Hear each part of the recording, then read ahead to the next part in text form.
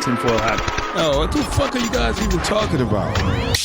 Global controls will have to be imposed, and a world governing body will be created to enforce them. Welcome to Tinfoil Hat. We go deep, homeboy. Aaron, open your mind. Drink from the fountain of knowledge. There's lizard people everywhere. That's some interdimensional shit. Wake up, Aaron. This is only the beginning. Dude, you just blew my mind.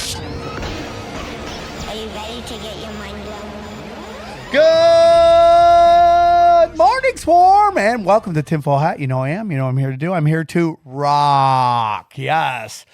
We got a great show for you today. We got Gavin Mcinnes and Josh Denny on. It's a fun show. We go hard in the paint because we had to switch our times because Gavin could only do earlier. Xavier didn't join us today. But joining us always is the man, the myth, the legend, Jay Nice, Johnny Woodard.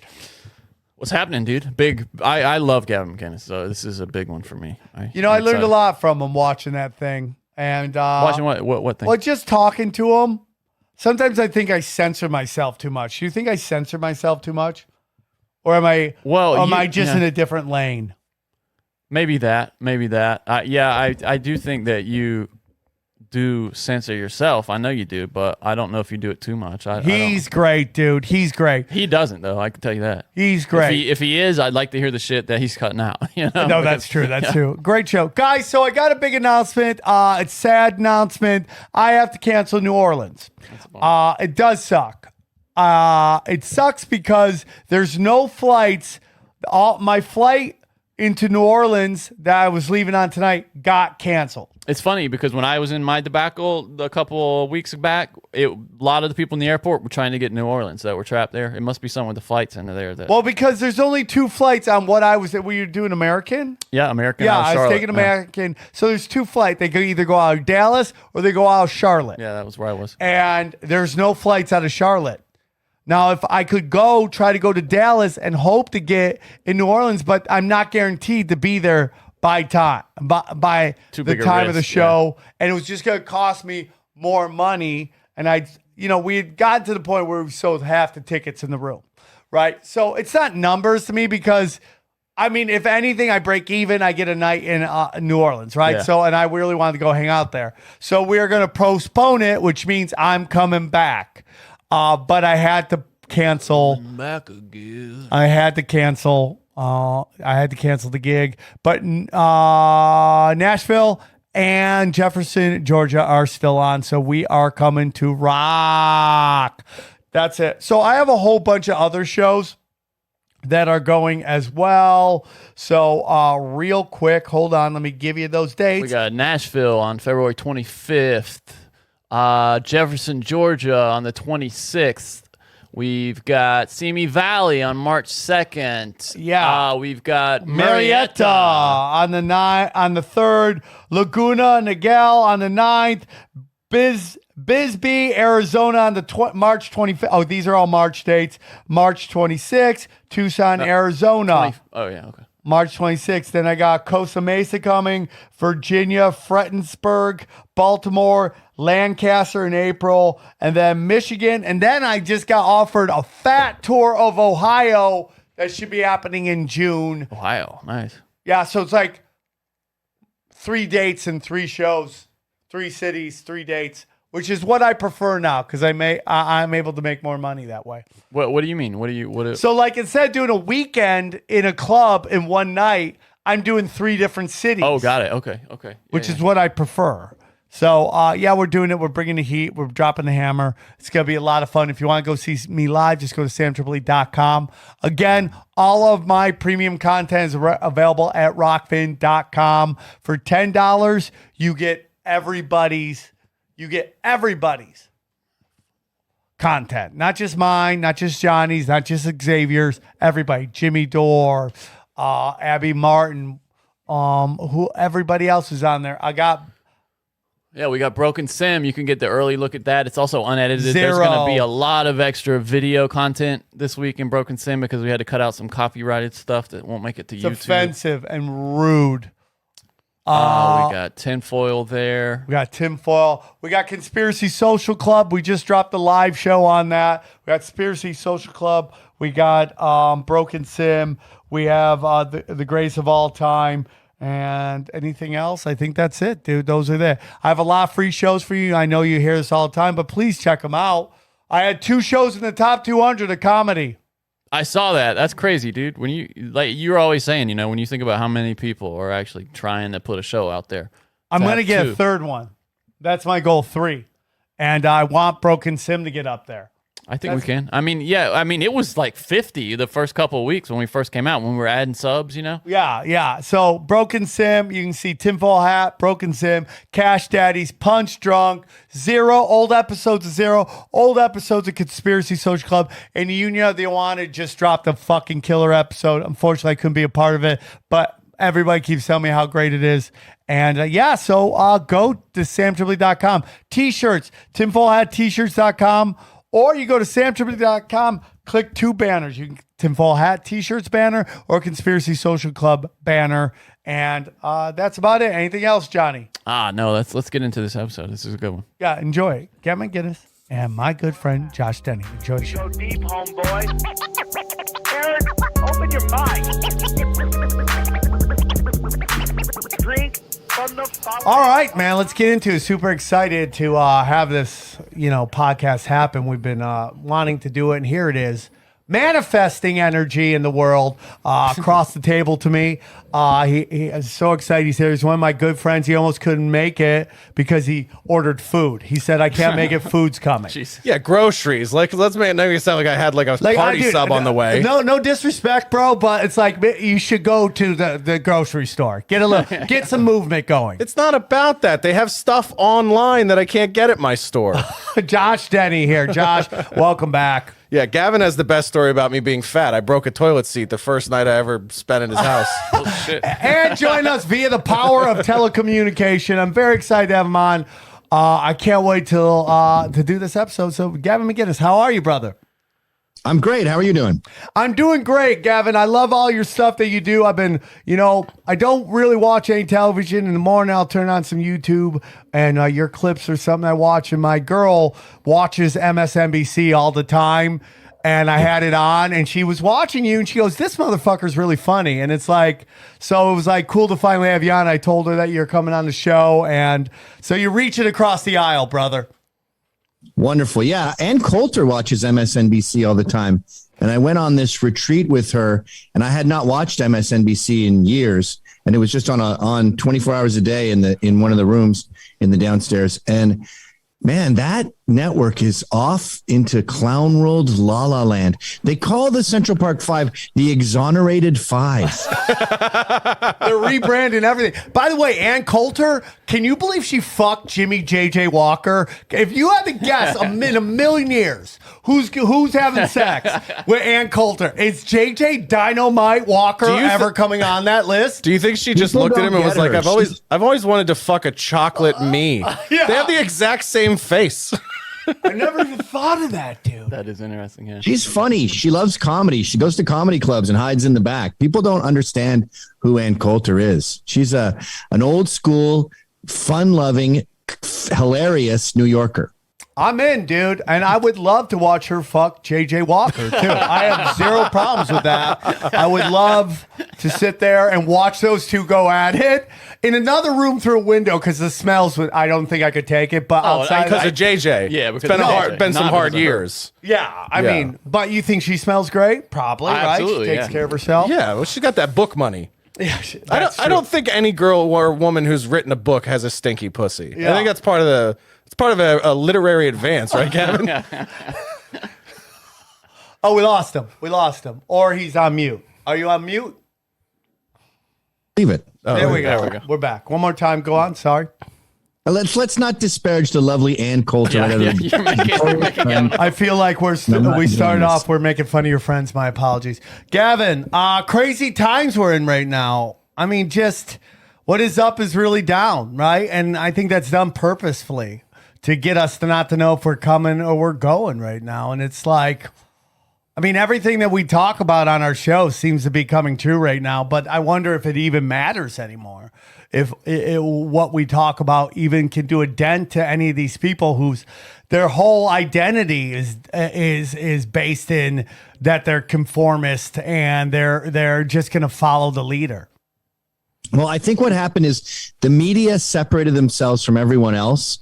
They're on a little boat, a little paddle boat, and they kept going and going, and they didn't realize that they're not in a lake, they're in an ocean, and they just left us. So when they were saying, Proud Boys are racist, and they were pretty close to shore, not saying Proud Boys are racist, but you know what I mean? And then they went farther with January 6th, and they said this was an insurrection. They're trying to destroy America. And people were like, I don't know about you. And then they just pushed off, way off. You could barely see them on the horizon. And they said, the truckers are all Nazis. They're waving swastika flags, and honk, honk means Hell Hitler. And then I think the normies and everyone in it, the rest of us sort of went, bye, bye. And now they're gone. And I think the bouncy castles that the truckers brought showed all the mainstream, normal Midwestern Americans that the media has been lying to you about everyone, about Rogan, about everyone for the past 10 years, especially the past 5 years. And now the press has sort of lost their audience. And that's good news because America, I think, is getting sane again. Don't you think that they're almost like laundering everybody's image though a little bit too? It's like it's almost, you have to almost wonder, are they going to get it so wrong that it's actually going to make folk heroes out of the early cancel victims like you and Alex and, even people like Milo? It's like, at what point does everyone then come back around and go, well, let's see what these guys are really about now that we know that they're lying about everything? That's why I'm on this show right now. I mean, why did Sam contact me? Because the lies are getting exposed. I did a podcast in Nashville yesterday. I mean, I'm doing like a few a week because they've gone back and went, maybe Milo wasn't so evil. Maybe Alex Jones wasn't so nuts. All of these things that these evil monsters said have become true. And then they're also realizing, oh, maybe people were fucking around and having a good time. Yeah. And weren't cloaking their hatred in comedy like a Trojan horse. Maybe they were just having fun. The N-word is so interesting because it's just... Can I be on a podcast where we don't pivot to this in the first I just want to get into it because, we have, Joe Rogan. I mean, we have a woman who's our vice president who literally hid evidence to keep somebody on death row, a black man on death row. And then we have people running around with this compilation of Joe Rogan saying all these words. And no, mostly one. People are asking, oh my God. Yeah, one word. And acting like it's a new 9/11. And it's just like, we're getting to the point because the narrative is being pushed by rich white children. It's what Malcolm X and the Unabomber all talked about how the rich white liberal is the most dangerous animal out there. And these people are born into the best hospitals, behind gated communities, going to private schools, private Ivy League schools, getting interns at the best jobs. There's no real life experience. So when they say words of violence, it's literally violence to them. Words hurt to them because there's nothing else that can touch them. So you got these people, right? You got to look up who founded the NAACP. It's these rich white aristocrats with ascots and pearls and white gloves on. And since, the beginning of American culture, it's always been an aristocratic pursuit to want to help the poor Negro and call everyone racist. They roll the R when they say it. Hangs out with black people and lives in the real world. It's just it's like a game to them, like shuffleboard or Monopoly, and they play it with fervor because there's no ramifications. But what we're doing now is we're saying, yeah, that's done. If everything is racist, nothing's racist. And Steve Bannon said, when you're called racist, you should wear it as a badge of pride. Or Nick Fuentes says, I'm the coolest racist there is. These guys aren't literally conceding that they don't like black people. What they're saying is that word's done. Yeah, go ahead, whatever. I'm the boogeyman. I'm literally Hitler. Have fun. When you look at this picture of the NAACP founders, it's literally what you said. It's like 5 like generationally Illuminati white people. And then I'm pretty sure Ida Wells was actually the server at their sit down. If you look at her face, she's just like, and I'm the waitress. Yeah, why do I have to be here? What do you mean I gotta do 2 shifts, right? Ida, if you could take notes and keep the coffee fresh, that would be fantastic. We're working on freeing y'all. I totally agree with that. It's like unbelievable. And when you get into like, you know, what Vice became and what BuzzFeed is, it's just rich white kids trying to convince everybody that poor white kids are the problem. And you have like at the end of the day, if you have pronouns, you're basically telling me your life has been really easy so far, right? Go down to like any homeless encampment and ask them what their pronouns are. Nobody gives a shit about pronouns on Crack Alley, right? It's a very much a white privilege thing to have fucking pronouns. No one gives a shit about pronouns anywhere. Like none of these people have been outside their home. Do you know how few people give a shit if you tell them that to use they, them? It's a fraction of 1% of the population. It's probably in the hundreds in a country of 331 million. So I think what we did at the beginning was we said, all right, what's going on? You're gay or you're a different kind of gay? What's happening? And they go, actually, it's really complicated. It changes by the minute. And we go, okay, so what do you mean it changes by the minute? Well, now I'm the and you go, you know what? Fuck off. Trump did that with the anchor baby. They said, excuse me, can you stop saying anchor baby is so offensive? And he says to the journalist, well, what do you want me to say? And he goes, can you say, and the guy hadn't thought of anything. So off the top you say, can you say the American citizens born of undocumented workers? And Trump goes, well, I'm not saying that. It takes too long. I'll say anchor baby. Yeah. Anyway. Too many syllables, man. Yeah. Too many African American BIPOC. They have to make acronyms out of their stupid terms because they get so long. They're all acronyms now. They overdid it with the black and indigenous people of color. And I think the majority of Americans, let's say 80%, have just said, you know what? You can have your cities. I'm done with you. I'm done with New York, LA, all of this stuff. We're having a divorce, and 80% are saying, go fuck yourself to the 20%. Unfortunately, the 20% is in the White House. They're overrepresented in media, in academia, in, you know, the administration, in judges, in the justice system. So they hold the power, this shrill minority, but everyone hates them. For 50 years, American Home Shield has protected household budgets from the unexpected, like a dryer that won't dry or an AC that's lost its cool. In fact, they help cover the cost to repair or replace parts for more than 20 home systems and appliances when they wear out, no matter how old they are. Service fees, limitations, and exclusions apply. See plan for details.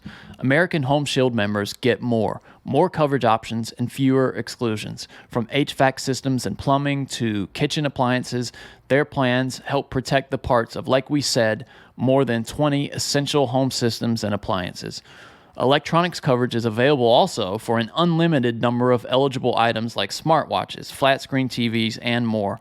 Roof leak repair coverage. They got that too. They also have pool and spa coverage. The list goes on. I know in our house, we've had the heating and air system fail a bunch of times over like the past 10 years. And if we had American Home Shield, something I didn't even know was an option, we would have saved a ton of money. Keep your home up and running and budget on track with American Home Shield. Right now, Tinfoil Hat listeners can take $50 off their most comprehensive plans ever. Go to ahs.com/tinfoil now to save $50. That's ahs.com/tinfoil for $50 off any plan. Again, service fees, limitations, and exclusions apply. See plan for details. American Home Shield.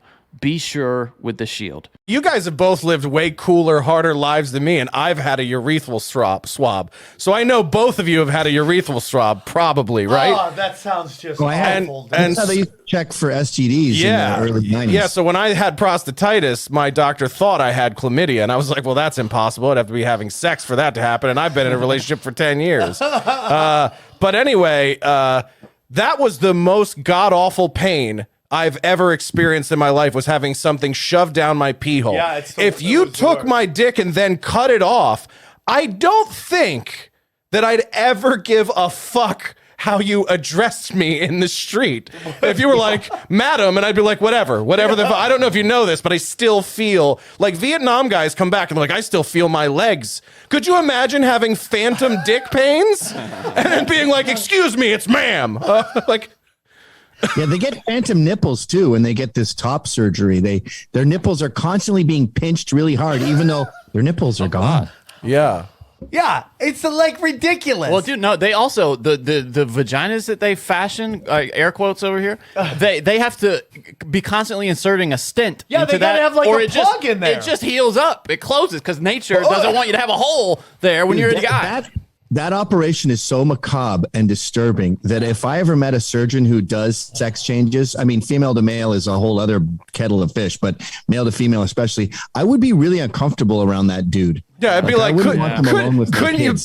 couldn't you just be an abortionist, you sick son of a bitch? Yeah. Do something healthy like murder a baby, you weirdo. Yeah, exactly. They tuck in this thing, then they pull out these bat wings, then they store this, and then they pull that out. Like it's Jack the Ripper shit. That person needs to be psychiatrically examined. And that's a big thing with this whole narrative. It's like we have so many people on the far, far, far left, the super progressive left, that is like telling us how to live our life, why they're fully medicated, multiple medications to numb out how miserable they are in their fucking lives, man. It's like, if you're going to tell me how to live my life, I need the list of medications you're on before I hear how I should be living this wonderful life to walk on water, right? Yeah. If you're on like That's 3 or 4 of true. these things.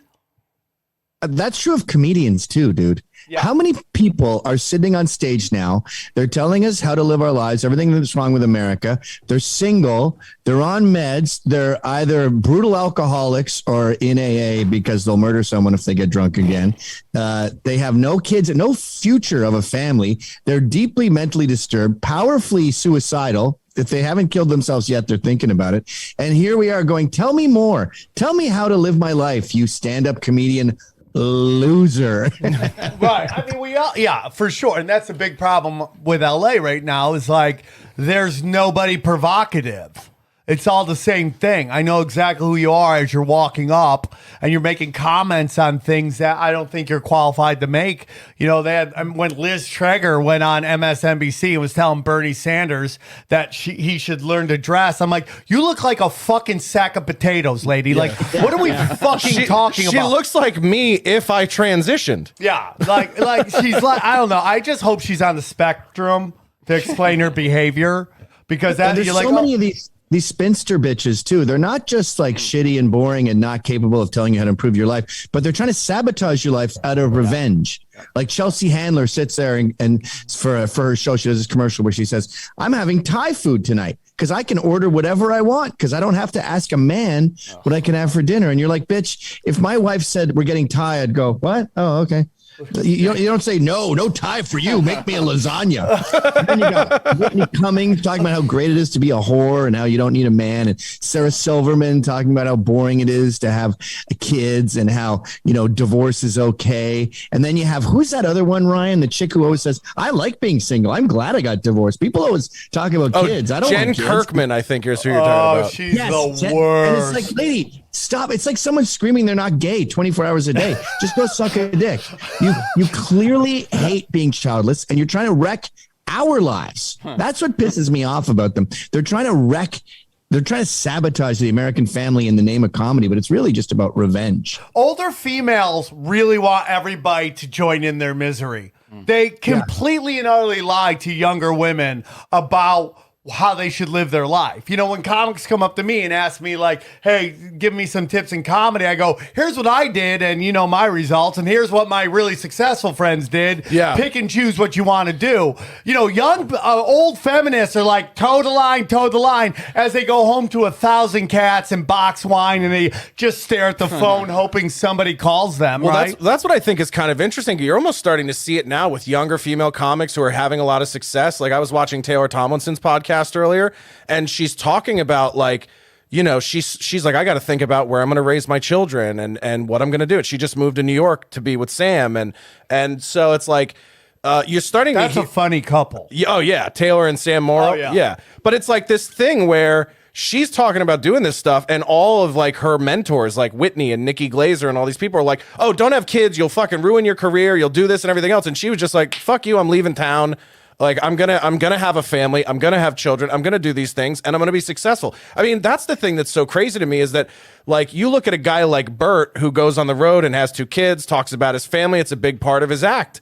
Where's the female counterpart to that? It's like South Park made fun of the my pussy, my vagina, like that being all that women talk about, and yet, you know, we haven't seen any female comedian go out there and do that. The closest thing you have is Ali Wong, who just did an hour. Yeah, Ali Wong seems very happy to be married. She's happy to be pregnant. She just did an hour special about wanting to cheat on her husband. Oh, really? Yeah, the last special, you know, spoiler Nikki alert. Glazer is, I don't put her in that same category of I'm glad I don't have kids. She seems to be like, I'm sad I'm alone. Oh, yeah. I'm staying at my parents' house. Yeah. And I watched her last special, or I can't remember if it was just a bit on some other big show, but she's like, yeah, you know, guys like to face fuck me. And sometimes I'm just like, oh, well, I guess I don't have to do anything. And everyone's laughing and clapping. And I'm sitting there because I've known her for about 10 years, or I should say I knew her well 10 years ago. And I'm just like, I feel like she's my daughter, and I'm just seeing my daughter up there talking about getting skull fucked and sort of spacing out mentally. And I'm just like, what is this, like a rape class? Are we learning about therapy from someone who was sexually assaulted? It's fucking depressing. Well, I've known her for like 8 years, and she had a show on Comedy Central called Not Safe. Yeah, and, which, by the way, you know the story. Like, Nikki Glazer's great. I had sold a show called The Naughty Show, and they came up to me and they go, "Oh, we love the show. We just don't like we don't like you." Yeah, and then it rolled in. It rolled into that show. Yeah, it rolled into that. Yeah. So anyway, they did a thing. This was like 2013 or 2014, and she was like looking for comedians that were Uber drivers who had stories. And I went on her show and drove her around, and we had cameras in the car and everything. And I told her a story about a time I took a retarded kid to see a prostitute at 4 a.m. And who hasn't? Of course. I mean, that's why you get in the game, baby. Story. Oh, it was such a great story. Everyone loved it. Like, they were following the crew's following us in a van. We have monitors in. You can hear everybody dying at the story. But anyway, really great, really funny thing. And I feel like she's just one of these people that's like, she has the talent and she's super funny. She's a better writer than all these other chicks. She's just like lost. It's like, you're in the business, you're influenced enough by managers and agents. And she's one of those girls I know that her manager and agent is going, you got to figure out how to do what Whitney did. You got to figure out how to do what Amy did. You got to figure out how to do. And it's like, no, Nikki, just fucking be Nikki and tell everybody else to fuck off, and eventually you will build your own unique thing. I think Nikki is one of the hardest workers out there. I mean, she deserves everything she's got. My only problem with her is, like, when I listen to like an hour of phone sex from her, I don't believe she did any of that. Yeah. There's no part of me but goes, don't you feel like oh yeah, she's getting skull fucked. She just doesn't have that vibe of somebody who's just a super freak. So when female comics go through these phases, right? When they're like, just start comedy at 22, 23, they're just fucking everybody in the scene. They're just slinging pussy. They're loving life. They're doing a set, and then they get blow bang everybody who was at the show. And then they get about 28 years old, 28 to about 34, 35. Everything's a microaggression of sexual fucking degrading, right?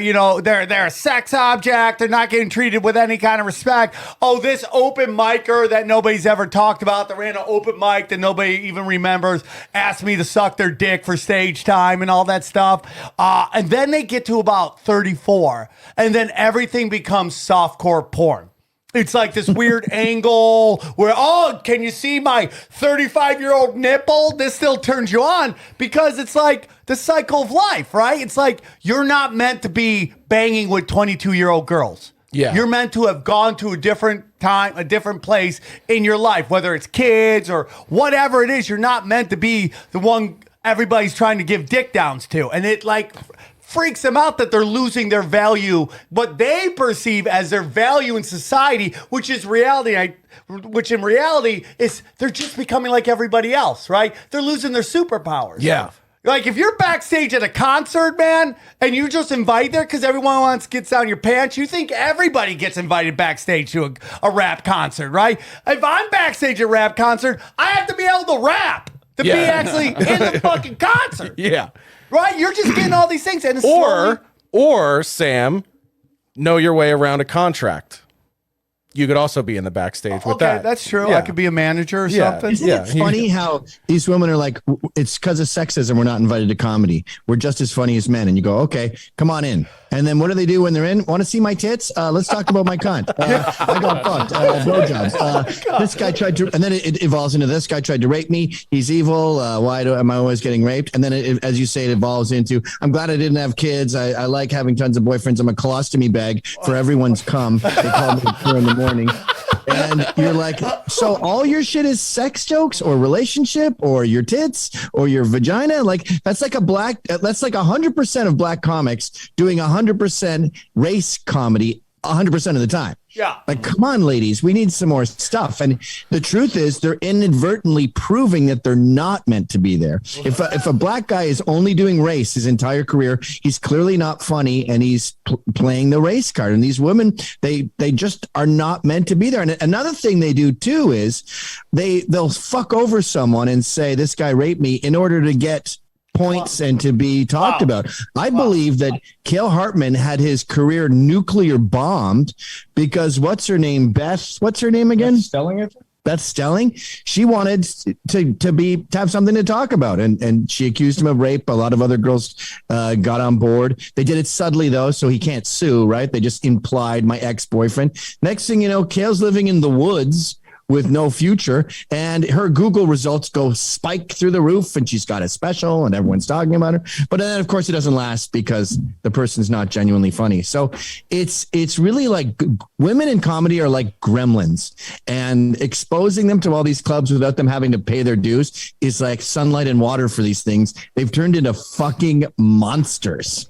You know, it's so funny because there was this time where like all these women were putting out like all these posts like, oh, yeah, man, I was going to do this show, and the guy said the only way he would book me is if I sucked his dick. And I was like, you know, there was this guy one time, he was booking the show. He told me I was never funny and I was never going to play his room no matter what. And he didn't even offer me a chance to suck his dick. He didn't even put that on the fucking table. They go, hey, if you work my nuts, I'll fucking let you into this show. So it's like, yeah, when I was a year into comedy, I auditioned for Def Jam. I had the best set of that. They thought they were going to tank me, put me at the end of the lineup behind a bunch of dudes named Major to Lieutenant of Comedy and shit like that, and put me dead last, and I fucking murdered. And Bob Sumner came up to me and goes, you're not going to be on the last season of Def Jam. You're white. We're just not going to do that. And if he was like, but if you suck my dick, you can open the season premiere, I'd be like, bring out the dicks, homeboy. Yeah, right? Yeah. I mean, that's y'all option. fucking black. See, this is how you guys fucked yourselves. You're too homophobic to think creatively like this. Not me. And it's just like, you know. It's like boxing, professional sports, skateboarding, stand-up comedy. About 5% or less, maybe 3 to 5% of the population is capable of these freak skills. Within that 5%, maybe 1% are women, and that's not boxing, and that's comedy. So we're talking about a very specialized skill. And if there's one thing that meritocracy has to roam unfettered with, it's these very rare skills. If you start saying fat trannies need to be in the MLB, even though they throw a fastball at 40 miles an hour, you're going to ruin the sport. And they've ruined comedy. They're ruining sports right now. We got that fake female with the shoulders I'd kill to have, who gets a boner in the changing room. He was the number 465th ranked swimmer in college sports. He's the number 1 female swimmer in the country right now because he's a fucking dude. So you just ruined female sports, ruining comedy, you're ruining everything. And I think Gen Z is seeing this, and they're going, hey, you keep ruining everything. So I'm going to be more what you call right wing, but I just call fun. You know, I have no respect for all the parents of these female swimmers at Penn. Like, your daughters don't want to say anything because they don't want to be seen as homophobic. You're a fucking grown up. They'll get kicked out of school for it. You should go and take those fucking arrows for your daughters who are getting annihilated by this fucking dude who is a chicken shit. He thinks he's Jackie Robinson. They're willing to have their kids suffer. They'll sacrifice their kids to the woke gods, throw them in the volcano in order to get some virtue signaling points. It's sick and wrong. You should be standing up for them. And then part of me just sort of goes, good. You made your bed, lie in it, dummies. It's the same with Jews who criticize Israel and are anti-Israel. You're willing to flush your homeland down the toilet in order to score political points. And when you see people doing that, throwing their own under the bus, you go, oh, okay, you're a Bolshevik who only cares about winning. Everything else be damned, including your own kin. Well, then fuck you, because you're like no one does that. If you go up to a baby bear, like Anna Kasparison on the Young Turks. Oh yeah, Anna Kasparison. That's a cunt. If there's ever been a cunt. Who lets you shit on their brethren? Not any mammals. I don't know about lizards. I doubt it. If you touch a baby snake, I bet the mama snake shows up. But like insects don't really care. You can kill a cockroach's babies and it just sort of wanders away. So these people are at insect level. Yeah, cockroaches are like Nick Cannon. It's like, I got 27 more babies. Kill as many as you want. I'll out fuck you. I caught one once on a glue pad. One of Nick Cannon's babies or a cockroach? A cockroach. And then it had so many babies that they all died in the pad. And then she had another litter, and that walked over the cadavers of their brothers and sisters. Then they all died. And eventually there was enough dead babies for like the fourth litter to escape. Yeah, that's who their group is. That's who your peers are when you let men into female sports. Yeah, we talked. This is what you and I were talking about earlier, Gavin, about like when people make public apologies, like Joe Rogan. It's like they think they're gonna let up, and it's like that scene in a movie like Braveheart where they're like, "All right, you can have me, but just let my kids go," and they go, "Deal," and then they cut the throats of all of his family in front of him, and it's like, you stupid motherfucker, you were never gonna make it. I agree on that. I think Joe Rogan's been and I love Joe Rogan. He's done a lot for me. I feel like he is. He's played the game really well of life, and that's everything's about the game. I understand. His daughter is black, and I'm sure he feels bad about that. And so what do? We get there and like we actually feel bad for a situation. We want to make amends, but at the end of the day, they don't take that as an amends. They take Joe it Rogan's as daughter's blood. black? Yeah, he has an adopted daughter. Yeah. Oh. No, not an adopted daughter. His wife's. That's Jessica's. So it's his stepdaughter. Yeah, It's stepdaughter. not Yeah, stepdaughter. It's, Yeah. So she. And you'll never hear that. But he doesn't talk about. And do you know how many kids Rogan has? He's a good friend of mine for Who knows, years. yeah. I couldn't tell you the exact number of kids. He's very, very, very controlled with that. And He's listen, smart. like she's trying to have a career in music now, and it's like, so any of us, if our daughter came to us and was like, "Listen, Dad, I know your principles as a comedian, but like you're making my whole life hard. Like I'm never gonna be able to break into the business if you don't address this." And we would all just go, "Yeah, my kid's happiness is more important than my principles as a So comic on a or level, whatever." he is. He's a human being. He's like we got two things working here. We got this movement that's going on where we're pushing against this cancel culture, and then we got a dude who has a daughter, and he probably feels fucking bad. So it's like, but you're right. When you make that apology, you end up. It's like when I called Tony Hinchcliffe, I'm like, no matter what you do, dude, you never fucking apologize. That's what you called me the day my thing happened. You were like, "Don't back down, bro." Dude, you don't because it doesn't matter. It's not You just about want more. Yeah. Remember Brett Ratner? He said rehearsals are for fags when he was being asked about that movie. What's it called with Eddie Murphy, where they robbed the Alan Alda Faulty Towers? It was bank heist, tower heist. Yeah. So it's like 11 p.m. They've been doing Q&As for days. And someone goes, "Did you have them rehearse?" And he goes, "Rehearsals are for fags." Now, as a little side note, if you're a flaming homosexual and you're like, "Hey, you guys, what are you doing?" and you have to play like a Clint Eastwood type character in Gran Torino, you'd probably have to rehearse a lot more to make "Hey, you" go into like "Hey, you." That's a lot of work. Yeah. So rehearsals are for fags. I totally agree with that, dude. Sound the logic. harder, The the logic more you checks got to out. act, the more you got to work on it. You're probably a fag. Yeah. And at the end of the like day- that dude, that Asian gay in SNL, he sucks if he plays anything but an Asian gay. He needs to rehearse more. Rehearsals are for fags. But anyway, Brett just threw that out there as a joke. And I think Eddie Murphy is incapable of memorizing lines because he's so lazy. So he was probably just trying to get away from that because Eddie Murphy just makes it up as he goes along.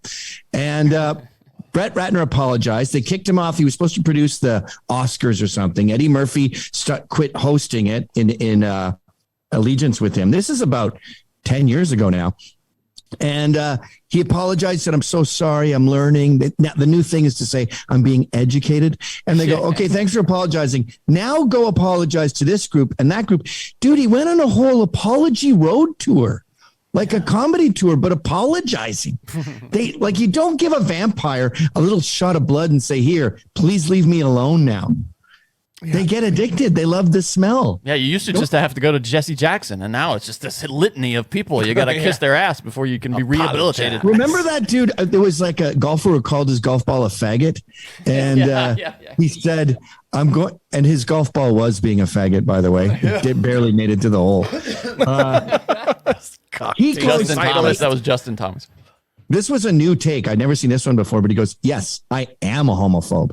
And I'm going to a rehab, to a camp, a center for a month where I'm going to unlearn this horrible thing. What do you think he's going to do there? Suck off dudes? Is that the only way you get back from that? Isn't it funny that they don't think that gays can go through conversion therapy to be straight, but they think they can make us not racist or homophobic? He might be a genius, How does that honestly, work? because what can they say to that? You know, he's like, I suck. I'm a bad person. I'm going to fix it. But they're just like, conversion therapy's not real. You are who you are. And it's like, all right, well, then I guess I can't be taught not to make racist jokes. It's super interesting, man. I go, what is equality, man? What is equality? Like, bad we keep idea. Going, hey, man, we want equality. What? Define that exactly what that is. Like that guy on Bill Maher all the time that always that black professor that just Cornel West? Yeah, no, he's great. The other guy that's super light skinned that uses a million different words, and he sounds like Mark Damon Lamont Wayne's Hill? character. Yes, Mark Lamont Hill, I think is what he's talking about. Yeah.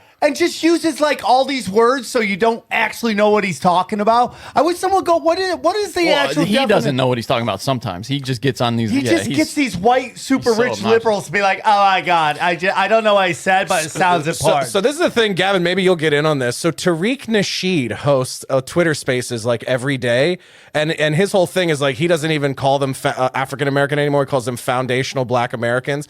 And so his whole space is just explaining how Black people actually invented everything. And so I want to create this massive troll mob where we go in and we actually throw him ridiculous ones and watch him try to articulate how Black people actually invented that. Like, I would go on and be like, I actually heard that the Wright brothers like stole the idea for airplanes from Black people. Like, can you elaborate on that?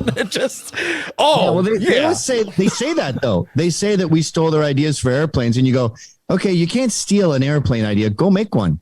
Go make an airplane, a Wright brothers airplane in Nairobi. Go bananas. Yeah. And the funny thing is too, like, we're not racial. We didn't do any of this until you said Black people invented everything. White people suck. And you go, okay, I never thought of that, but I'll look it up. Then you start looking it up and you go, no, actually, white people seem to have invented pretty much everything more than any other group. What are you talking about? And then they go, well, Blacks invented skyscrapers. And you go, what? And then you look into it. There was like a piece of glass in Egypt. Ergo, Egypt invented glass. Ergo, skyscrapers are mostly glass, so those are Black. Egyptians look like Anthony Cumia. They did not look Black. They're Sicilians, basically. They're Northern Arabs. Secondly, just because you had a piece of glass once doesn't mean you made glass. Glass was all on the island of Malta in Italy. That was all Italians. In fact, it was such a rare skill that the king or whatever, the emperor, wouldn't let anyone on Malta. And it was all the glass guys because he was scared someone was going to kidnap them. And then they would have the glass skill. And then that keeps happening when you look into all the other ones. Oh, this guy invented peanut butter. You can't invent peanut butter. You just chew a peanut and you invented peanut butter. It's just mushy peanuts. What the fuck are you talking about? He invented the light bulb. No, he patented one filament for a light bulb that no one actually used. And then Edison hired that guy to be one of his patent lawyers because he was good at getting patents. So there's so many lies there, and we didn't start the fire. You guys started it by saying, we rule, you suck. And then we went, oh, it says here that we rule, you suck. But I don't want to play this game. I just want to do people invented shit, and that's cool. But when they get into racial identity politics, they always lose, and it's a dumb game to play. And it's an un-Western game to play. Here in the West, the whole foundation of the West is we don't care what race you are. As long as you're here to party and you respect us and you want to work hard, then come on in. No other culture's like that. That's not China. That's not Japan. That's not the Middle East. That's not Russia. No one else has this. Come on in. Just give us like a little tip of the hat. Recognize that, Christianity is a big part of this country. Don't shit on it. And come on in. And then they go, well, you're racist because you think you're the best. And you go, but I think I'm the best because I'm not racist. Doesn't matter. Fuck you. It just gets super interesting. So Martin Luther King is starting to talk. It's pronounced Kang now. Martin King was starting to talk about class wars, and they offed him. Who offed him? Jesse Jackson basically admits to bringing him there, dragging and kicking. Yeah. They off Martin Luther King. He Jimmy Hoffa him, man, like the Irishman. Right, and then everything is now race wars with Jesse Jackson, and it's like. I'm told I shouldn't see color, but all I'm bombarded with is color all the time. Yeah. And it's just like, what is the goal, man? It's like for me, it's like, who do you want to be equal like? White men. Okay. Right now, white men are told, we're not hiring you right now. We can totally make fun of you. We can call you every name in the fucking book. And and there's your just ideas aren't genres welcome. of porn your where everyone's banging welcome. your wife, right? Yeah. So, but what is equal? Is that what you want? Because equality to me is like, we're good friends, right? I just called you a fat fuck for 5 minutes before you came into the show. Yeah. I'm making fun of you. Yeah. You make fun of me. Yeah. That Talk is about how you're equality. Armenian and I'm a piece of shit. Yeah. And like genocide was of course. warranted, right? Yeah, So I get like, it. what is equality? Still, like, Am I not supposed to talk about how funny black people are? Yeah. Like I have a joke about black zombies and how fast they are, and the only hope you had to get away from them is to get to the crosswalk because it's going to take forever for that zombie to cross the street, right? That's a funny fucking joke. I can't do that joke. I can't make this funny observation. We had a quote. What we have now, and Ibrahim X talks about this. He goes, the only way to even the scales is to have anti-white racism because blacks have been here. So equality is not going to make up for all this downtime. So if we put blacks up here, it'll eventually even out. You know what I mean? Like say you have a millionaire and a homeless man. If you just give him the millionaire money and they both even, he's going to blow it. So give him like an extra $1 billion so he can blow that, and then they'll both have the same amount of money. Yeah, it makes sense. That's retarded. And it also implies that blacks have been fucked over in 2022. If you're born after 1970, go fuck yourself. Sorry. If you're around in the 50s and 60s, you're a 75-year-old black man. Yeah. Okay, you can bitch and moan a little bit about what it was like back then, and I'll listen to you. I'll listen to life, before the assassination of Martin Luther King. But that's not what we're hearing about. We're hearing guys like Mark Lamont Hill, who I've had on my show, bitching about how horrible it is in 2022, and that's a fucking lie. If there's any racism around today, it's Black versus Asians in New York City. It's colleges that are anti-Semitic against Israelis. It's blacks who hate Jews in their neighborhood. It is white males being told they can't have a job here. But to be black in America in this day and age is cool. Sorry, everyone loves it. And if you do a modicum of work and you get an okay city college degree, they'll put you in the front window and say, look what we got. I was talking about this yesterday that the narrative is about, the prison population and stuff like that. How come nobody ever talks about the people that get out of the hood, that rise above and start businesses and all that? Why is the narrative always about the negative? Because those people are on the right. Those people are the black people that watch shows like Gavin and Alex and listen to Ben Shapiro and, because the mindset is individualism. It's about achievement. It's about accomplishing things. Like, it's funny. Are any of you guys watching the Kanye documentary on Netflix? No. It's like 4 90-minute movies that come out every week, and I've watched the first 2 so far. And, people freaked out on him a few years ago when he said 400 years of slavery. That sounds like a choice.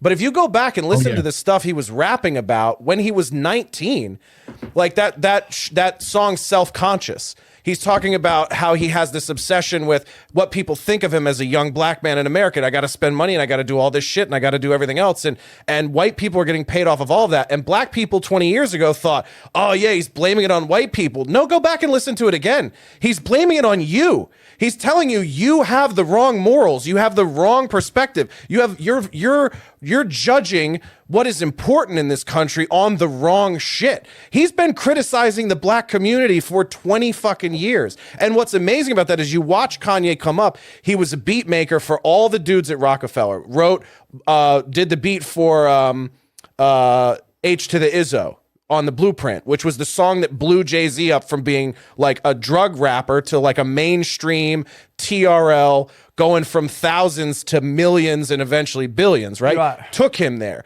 Then they go, all right, Kanye, we're gonna basically hip pocket you, and we don't want you to sign anywhere else. And they wouldn't make his album, and they wouldn't give him a deal, and they just kept wanting to like pimp out his beats and not give him an opportunity to shine. And he's a better rapper than everybody else. There's a scene where Scarface is sitting in the studio and he's trying to get Scarface to do a verse on Jesus Walks. And Scarface literally is like this, like, I'm done.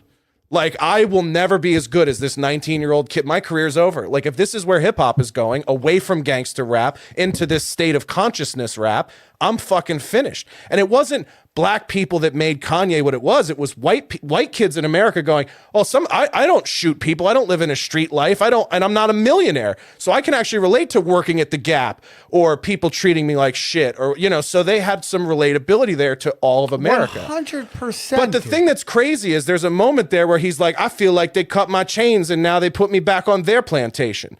Talking about how Rockefeller was like, oh yeah, we're going to make you a star. Just give us all your beats.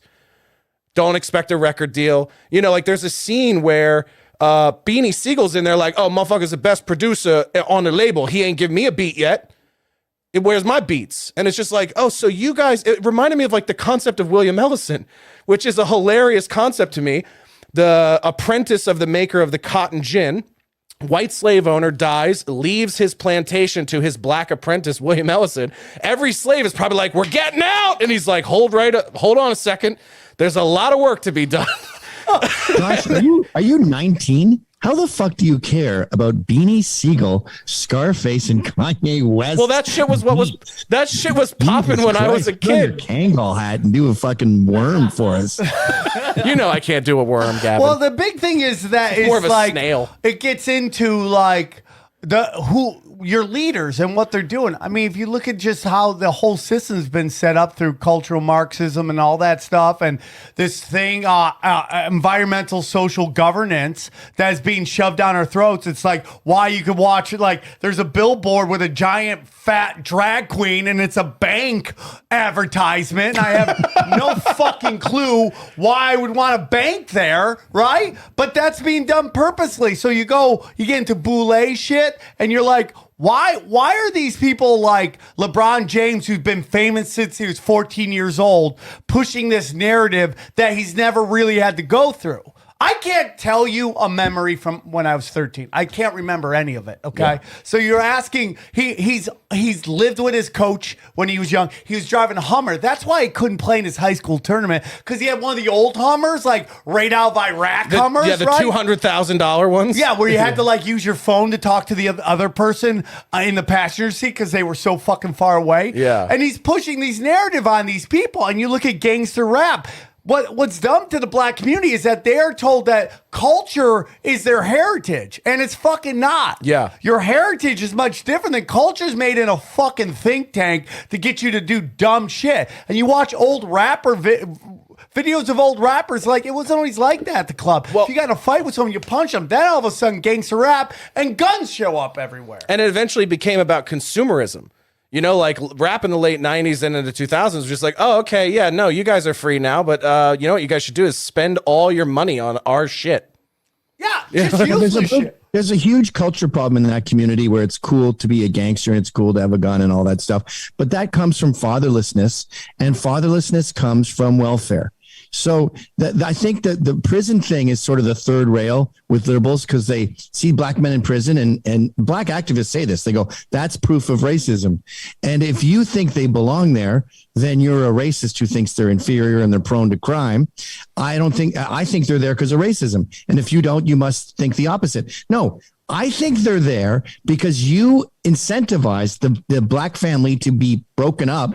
And now you have idle hands and a lack of discipline and a lack of fathers. And so no they end up purpose, getting into no crime. religion or church in the household. If you don't have two parents, you probably don't have a faith. Don't assume that I'm talking about eugenics when I say black people are in prison and it's not racism. They make that leap, and that defines pretty much the entire mentality of the left. They think that we think that blacks are in prison because they're inferior. No, we think they're in prison because you gave the mom free money to get rid of the dad, you dumbass. Back before welfare, they occurred in crime stats the same as whites. So you ruined the black man, you dumbass, and you're petrified of going near it because of your all-consuming white guilt. And I think young people are done with that now. I mean, from the assassination of Martin Luther King till Trump, whites were tripping over themselves trying to make up for pre-1970. And I think post-Trump, most sane white people have just gone, all right, I'm done. We tried to apologize. Go fuck yourself. Even though if you look at corporate America right now, they are tripping over themselves to get more equality. And let's make Lizzo the picture for the Citibank ad. And let's pretend that everyone ugly is gorgeous and all of that shit. It's definitely huge in corporate America, being woke.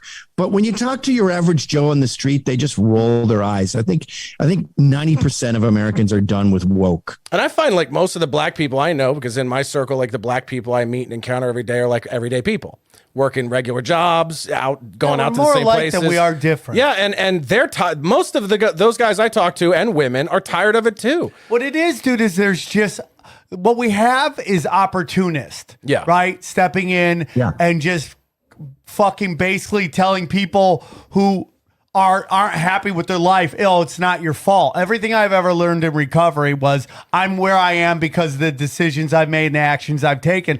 But fucking pop culture tells you the exact opposite. You were born into shit. You had no chance. I mean, like, dude, they elected a fucking president who created crack laws.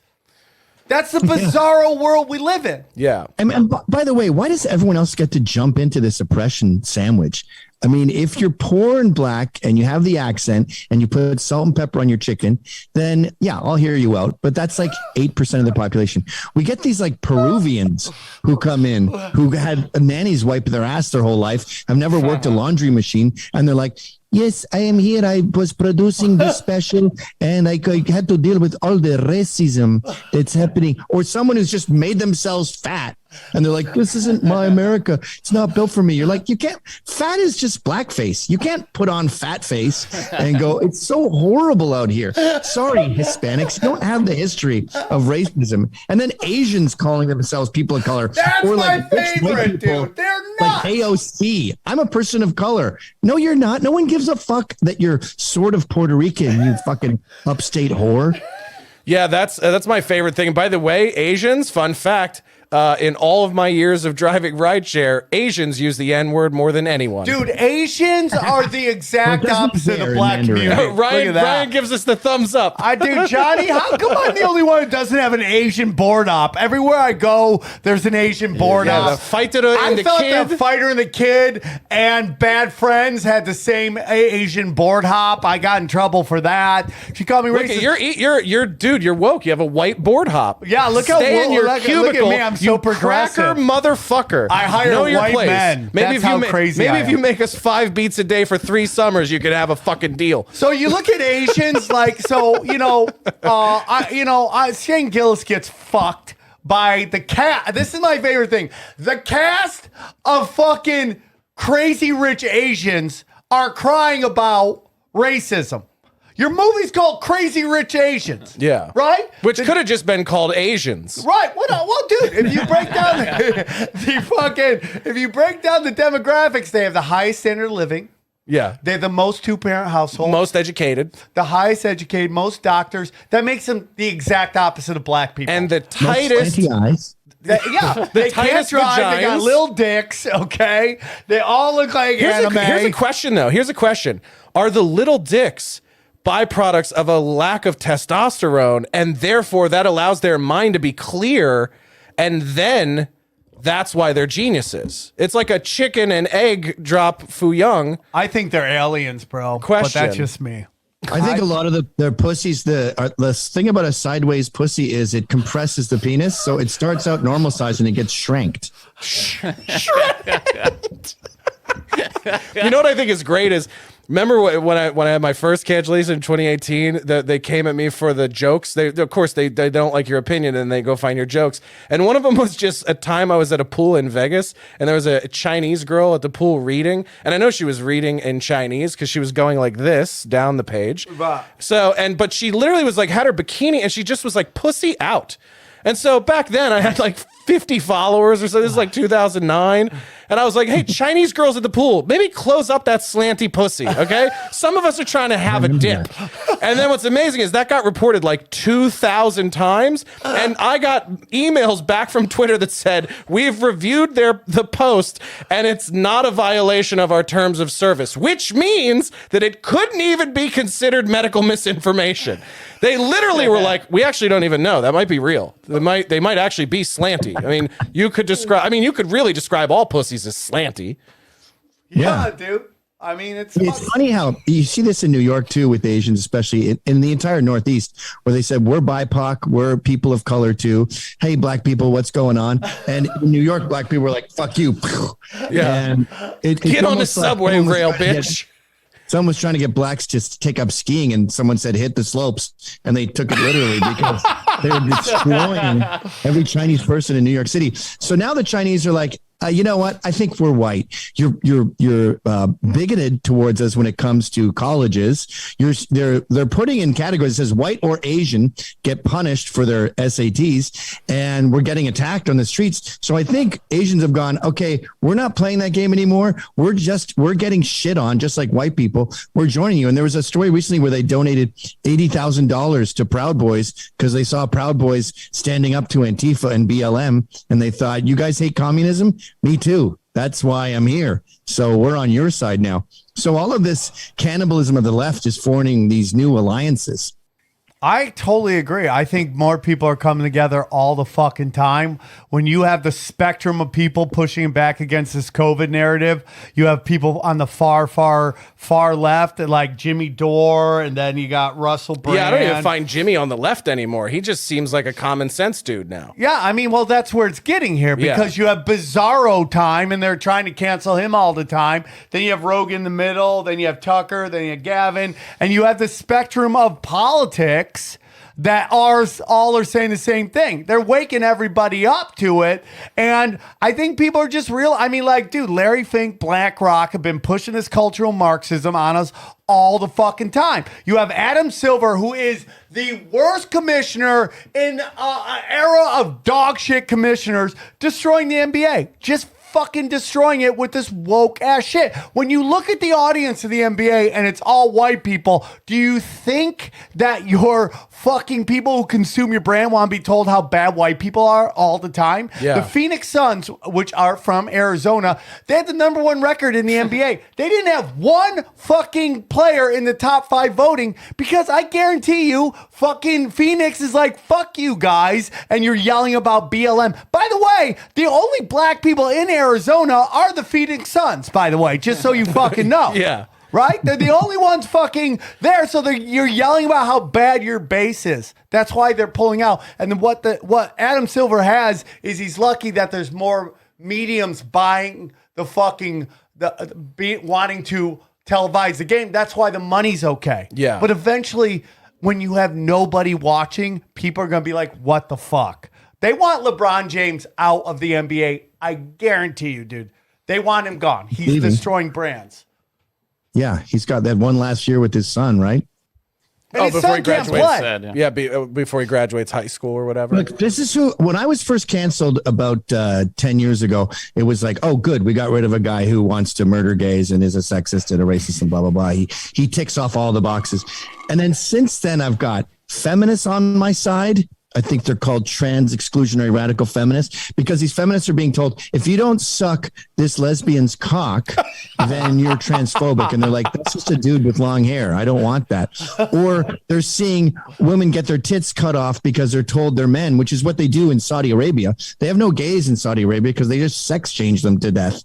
So these women these lesbians are going, I don't want tits cut off. Gavin doesn't want my tits cut off. Orthodox and Hasidic Jews are saying, oh, you're pro-Israel, and these college students hate us, and they're advocating for Linda Sarsour and Ilhan Omar and all of these Arabs who want us dead. So I'm joining you. We've got the Chinese supporting us because we're anti-communist. We've got gays supporting us because all of these trans are getting on their turf and grabbing their signs and going, yeah, I'm oppressed too. And they're like, no. You didn't go through AIDS or any of the real shit. You can't jump over here at the 11th hour. We're even getting Hispanics because they're Catholic, they're pro-life, they're pretty traditional, and they're seeing liberals hijack them, steal their votes, and say, no, you're going to vote for Dems, even though they want to abort babies and they're atheists that want to destroy the Catholic Church. So these fucking radical liberals are such a nightmare to be friends with. They're gremlins that they've ostracized everyone around them, and they're all coming over to our side. And now all of a sudden, these people are getting to meet us, and they're going, oh, you're not David Duke. You're just a normal dude. You have politics that are in line with Barack Obama's and Hillary Clinton's in 2004. You don't like gay marriage. You want strong borders. You're just like a normal Archie Bunker dad, but with a more socially liberal mindset. So you fucked up, dummies. And now we're going to leave you with Baltimore and New York City and Philadelphia. You can go get raped to death, and we'll be fucking on the shooting range having a party. Gavin just changed beheading videos for me forever, because now if like somebody's like, oh God, did you see that new beheading video? I'll be like, yeah, but you know what's crazy is that's not even their worst punishment. That's number 2. Number 1 is sex changed to death. Well, you know, the surgery can't be very advanced over there. No, I'm sure, it's... Yeah. I mean, we're living in crazy fucking times. So what do you think the future is, Gavin, as we come to an end? What do you think the future is? Where do we win? Do we lose? I mean, are people waking up? Are we going to push out this kind of super duper wokeness? Do we just do we get away from federal and everyone starts focusing on local? Because that seems to be, though, as great as the internet is, it took our eye off of local politics, right? Our local newspaper died off. We weren't finding the school board is totally putting glory holes in kindergarten's bathrooms, right? Like, well, that's an all agenda. this bullshit. That's an agenda of the left to kill the concept of community. That's why identity is so important, because identity is the antithetical perspective of community. Community is based on proximity, values, your mutual skill sets in a neighborhood or whatever. Oh, I got to be friends with my mechanic. I need my car fixed, and he'll want to be friends with me. I'm a baker. So by killing community, identity can take its place, and you can have these people that are essentially united over something that is completely decentralized. So that those groups have no real power. I think, the community is already coming roaring back. These parents are angry about mandates. They're angry about CRT in schools, telling their kids that they're racist. They're angry that the school is saying we can change your child's gender without you knowing. So they've awoken that sleeping giant, the local parents, and I think we're going to see a massive switch in the midterms. I think Trump or DeSantis has the next presidential election. There's no way Biden is getting reelected. I don't even think he wants to be reelected. He can't speak English. And what we're gonna look back over this sort of post-Trump, like 2017 till 2024, we're going to look back at those 7 years as Kids Day. I used to do this thing with my kids. Kids Day, whatever you want. And they'd eat Frosted Flakes and play video games and stay up till 2 a.m. And the next day they'd be sick and destroyed because they're not good at running their own lives because they're spoiled little rich kids. And that's what we've had for we're about to have up to the next election, is the spoiled rich kids running the show. And what do? They cannibalize each other. Crime goes through the roof. They get hurt more than anyone. All of these oppressed groups are the first to suffer from their own legislation. It's old black ladies in the hood who suffer from rampant crime more than we do in our little gated communities. We're fine. So they're learning that they've hoisted themselves on their own petard, and we'll take the country back in the next election, even before that, starting with the midterms. And America will go more local again. And everyone will look back at this and go, that was the most insane time in America's history. And they'll also say to their dads and even their granddads, where were you when woke culture was going?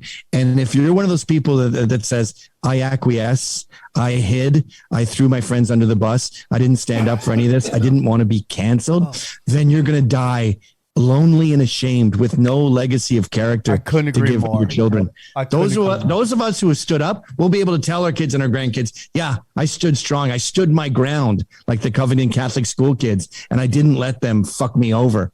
And they'll go, wow, Dad, that's cool. I agree. I do you have any hope for New York, Chicago, San Francisco, and LA? Do you have any hope for them? That because the they're inner so cities- deep into these progressive, and it's like these big cities where everybody just think like Toronto. If you look at like so much of Canada's problems right now is Toronto is so woke. Like Canada's only got 20 million people. That's basically, or 40 mil. That's basically Southern California, right? Yeah. Oh, yeah. So like LA's like and it's 12 all million. Toronto, right? It's all Toronto, and they're all working in corporations in these big fucking cities where they think if they just comply and conform to the 18th level that they're going to get cash and prizes, and they don't realize it never gets better. It only gets worse. Dude, Toronto is over the top. Like my brother was with this woman, Faith Goldie, and someone points out, they go, oh my God, that's a Nazi. And they point at Faith. And then this other woman doesn't know who Faith is, but she starts convulsing on the ground, screaming, there's a racist in here. There's a racist in here. Flopping like a fish on the ground, not knowing who the racist was. It is Looney Town. But we talk about like, what's the future of the cities, how bad. San Francisco is done.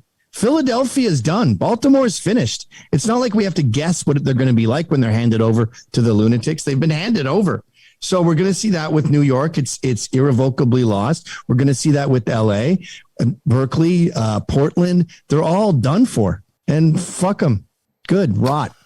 I'm with you, dude. I don't see how LA changes. I just don't. There's just, I mean, nobody can be provocative anymore. What made LA great, and I know people don't think that, but like Sam Kinison, Dice, Joe Rogan, all these fucking savages, they're not here anymore. Yeah. And, you know, you got these bookers that, you know, Mitzi Shore was very special. You have too many fucking bookers that think it's about placating everybody. And it's like, no, dude, come here. You don't like our comedy? Come, get pissed. Get in an emotion. Feel fucking live. Twist your nipples to feel fucking something from all the fucking medication you're fucking taking to numb you out. Like, where's what's the matter with danger? being offended? Like when Louis C.K. did that bit on SNL where he goes, you know, these pedophiles, they go and molest kids and they're ruining the kid's life, their life. They're going to get killed in prison. So to take all that risk, it must feel really good. And I was like, I got kids. I hate pedophiles. Obviously, I'm deeply offended by that joke. I'm also laughing my head off. Like you can do both. Yeah. Yeah. And dude, it goes back to what I'm saying as we wrap it up here. Like the notion that the N-word is like this fucking, like, I'm not saying white people should be calling black people the N-word. No, it's fucking gross. It's stupid. But at the end of the day, it's like, the people that lose their mind over the M-word are also the same people that go to comedy clubs, and anytime a black comic says the M-word, doesn't matter how it's being used, a noun, adjective, verb, they're just rolling over with laughter. What is this word? Yeah. What is it? Are you that? Is it this fucking barbaric term, or is it the funniest thing you've ever heard in your life? And black comics like, why do you want to say the M-word so bad? Well, because I'd like easy laughs, to be honest with you. And it's even It'd be a lot funnier of when fun. it really crushes when we do it as white dudes because it's so unexpected. Yeah. Like that's if you're brave enough to do it, and it's like you can't just throw it out haphazardly, but if you have a clever way to throw it in, like the Bill Maher joke that they tried to cancel him for, perfectly timed. He's like, Bill, if this happens and this happens, you'll be right out in the fields. And he's like, and then he gets fucking Ice Cube on his show shaking his finger at him. It's like, bitch, weren't you fighting for free speech when they were trying to arrest you at your shows for singing That's fuck the the weirdest police? shit. You should be up here going, listen, Bill, I don't like like you said, Gavin, about the pedophile thing. I don't like it. I don't agree with it, but I defend to the death your right to do it. There's about once a year where a white person saying the N-word is funny. Like at my gym the other day, there's two ways to block punches. You go like this is the most common one. But Tyson invented what they call the peekaboo, where you have your hands in the front of you and you can, see better. And people were asking me how I block. And I was like, I don't know. Recently, I've become a real peekaboo nigga because I feel like I can see better.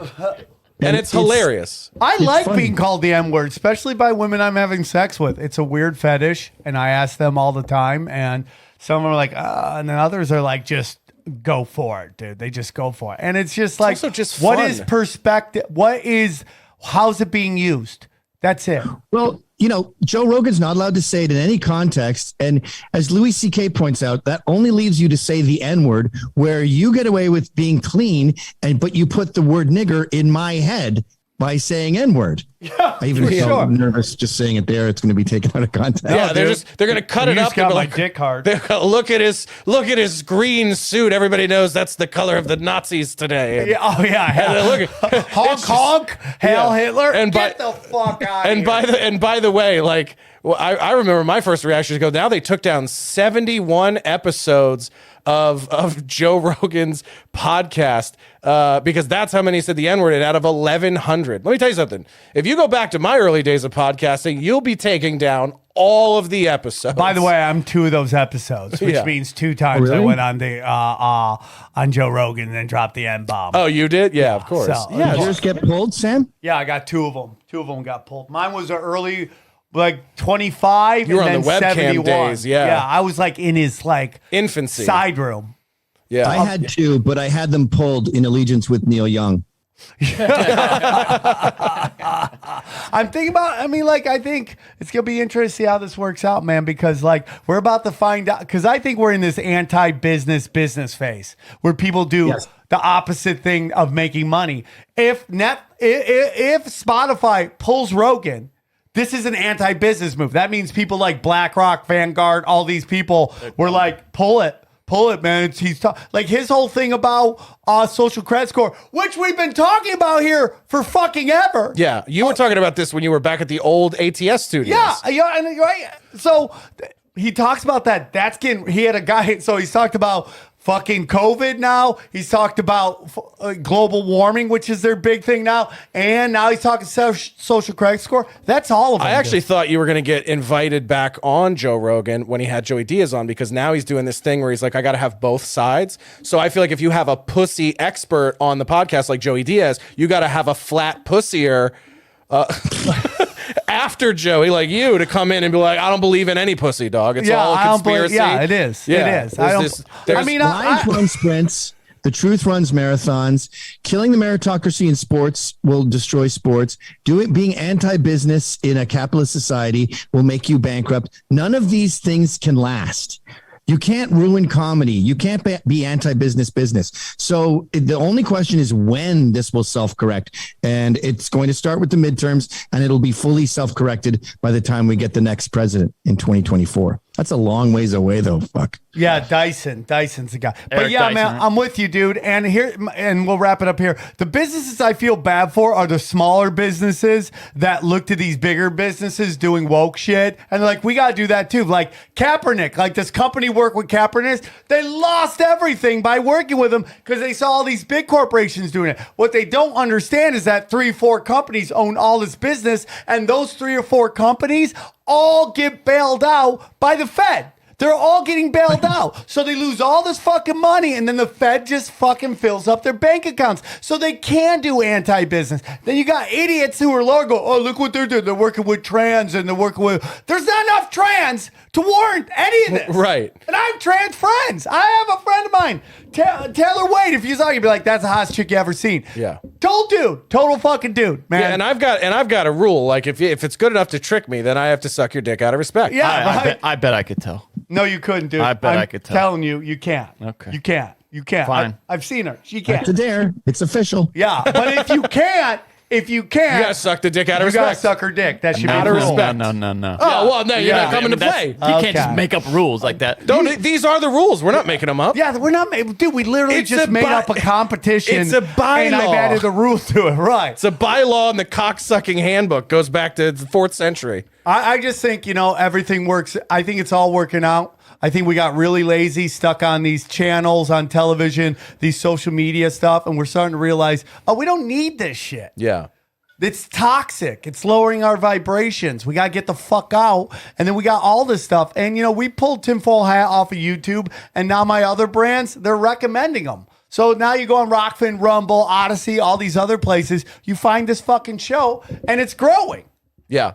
Because I'm just like, go fuck it. What's the game here, man? And they're just losing, dude. I mean, more liberals are watching Tucker Carlson than they are MSNBC. I found that amazing. That's unbelievable. I mean, I can't believe they're letting him talk like he is. I mean, at the end of the day, Fox called Arizona for Biden before the numbers were in. Yeah, everyone thinks that they can catch Tucker lying, but though he talks in a really flippant manner, go through it with a fine-tooth comb, and you will not find a factual inaccuracy. And I think even liberals are starting to realize that they want the truth, because lies are a waste of time, and they make you look dumb. Yeah. Tucker's been a good guy for a long time too. I mean, he's a steady hand in this industry of clowns mostly. They're pro lockdown, anti shutdown, right? They're fucking. And who does that hurt? Like Latin America. So one of my favorite restaurants in LA. This tragic story, man. It's this Salvadorian fusion with Texas barbecue place in LA, like just south of downtown. What is that? Huntington Park? Yeah. It's like the warehouse area. And this dude, Ray Ramirez, Renee, but he went by Ray, had this literally the best barbecue place in all of LA. And before the pandemic, was planning on opening a location. Second thing, he had got a ton of great press and his business was up. Pandemic hits. They can barely keep the place open. Guy committed suicide last week or 2 weeks ago. So it's just like, as a friend of mine, somebody who was like, to me, the spirit of the American dream. And I don't know anybody of my friends in LA that died of COVID, but I know at least 2 people that killed themselves because of the shutdowns. Yeah. I mean, dude, people really got to understand, man. It's like this World Economic Forum has declared war. And everybody's getting, this is the beauty of it. Everybody's being exposed. Now, we can't save a country that's full of retards like fucking Canada. I love Canada. We had a big show on it. But it's like all these people are just like, damn, we love Trudeau. It's like, what are you doing? And then Trudeau comes out and sanctions Russia for being authoritarian. Come on, man. Like, what are we fucking doing here? I mean, they just are. It's just everything's being exposed. And it's a death rattle. I love Canada. They're not hiding it anymore. Like Klaus Schwab said, this is just the beginning. Things are going to get worse. That weird Ethiopian who runs the World Health, whatever, WHO, he said the things are going to get worse. And after COVID, when you stop being scared of that, we're going to push climate change. That's the next crisis. Things are never going to go back to what they were. This is the great reset. And we're not seeing this on a Project Veritas video where it was caught on a button cam. We're hearing them say this publicly. So they're not hiding it anymore. And I think that's a mistake. They're playing their cards. They're showing us what they're up to. And it's not good. It's sigil magic, dude. They 2 reasons they have to tell us for karma reasons, and they're fucking bragging. Like he's fucking bragging. Yeah. He's like, I'm going to shut all your shit down. I own the Canadian government. What are you going to do? These fucking power bottom motherfuckers. They're all power bottom. They're all like, he's walking around in a fucking wedding dress bikini like a fucking creeper, bro, on the beach. Fuck him. Gavin, man, do you ever do live shows, bro? We were just talking about it this morning. Yes, Josh and I might do some. My problem is last time I did a talk, 2 guys went to jail for 4 years. So there's these lunatic Antifa mobs who attack the place and attack people. So it's not an easy thing to appear live. Well, let's do it. Let's do a show together, man. Me and Eddie Bravo, we do this show. We go around. If we're in the Northeast, we'd love to have you if you ever want to do it. Maybe do a pay-per-view event of a podcast as well. I'd love to have you on. I love doing stand-up comedy because it's so easy. Well, you're just super have to be funny. You're super fast. You're super funny. Gun recognizes a gun. And yeah, man, I'd love to do a gig with you, man, because you're a crusher. Josh, can you tell them where they can find you? Yeah, just go to joshdennycomedy.com. They can get all my stuff there, the Jenkum podcast, Big Uglies that we do on Rockfin. And then, of course, go to censored.tv where I do a comedy news show called Next Week Tonight, where we predict the future news. Season 1 of that is up there now. People can check that out. Congrats, man. Thanks, buddy. Congrats. Gavin, I know they can find you. Is there anything you want to push? No, just censored.tv, Getter. I'm going to be on Truth and Gab shortly. I'm on Telegram. I'm on all this sort of outcast social medias for now.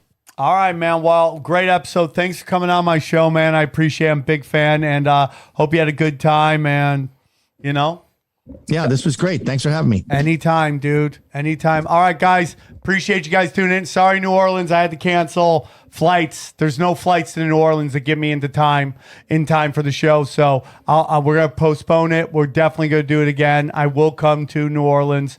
Hopefully they'll drop all the stupid. Isn't it weird? New Orleans, San Francisco, LA, New York all have still have mask mandates. All where all the outlaws used to be are all the scared places. Anyways, love you guys very much. We'll talk to you soon.